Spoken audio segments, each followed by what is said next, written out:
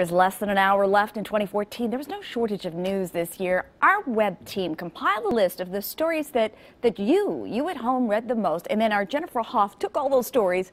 She narrowed it down to the top 14 in 2014. Here's a look.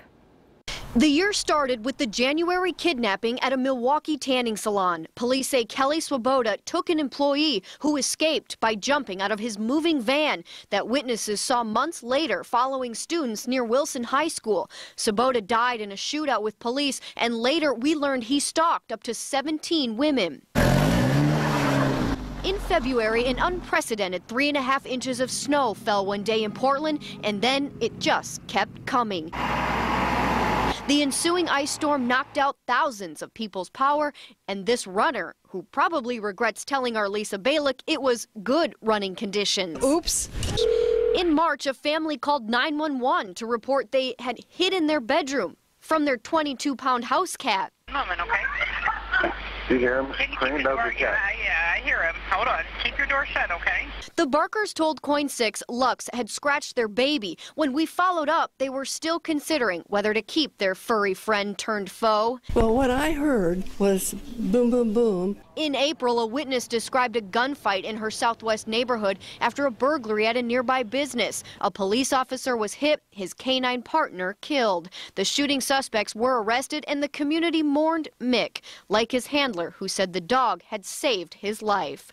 It's Lillard. He got the shot off. Lillard, good! People got blazer fever in May after Damian Lillard's buzzer beater.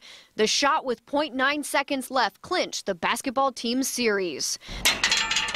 By June, Portland's Water Bureau had lifted its largest boil order ever. More than 500,000 customers and businesses were impacted by the E. coli-laced water. Despite some sarcasm on social media, the ordeal was a major inconvenience.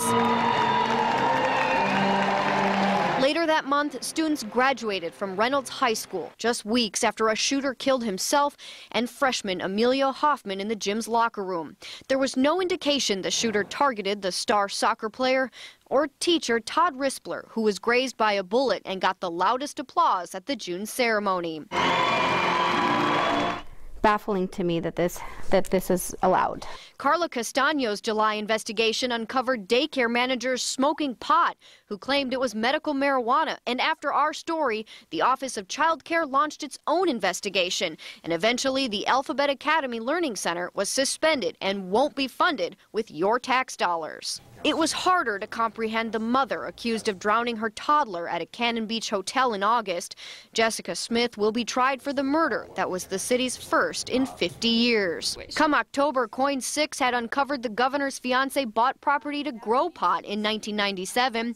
In a press conference, Sylvia Hayes also admitted marrying an Ethiopian man to help him become a U.S. citizen that same year. Her tearful confession went viral, and the couple hasn't been seen together publicly since. The next month, voters passed Measure 91 in Oregon, became the third state to legalize recreational marijuana.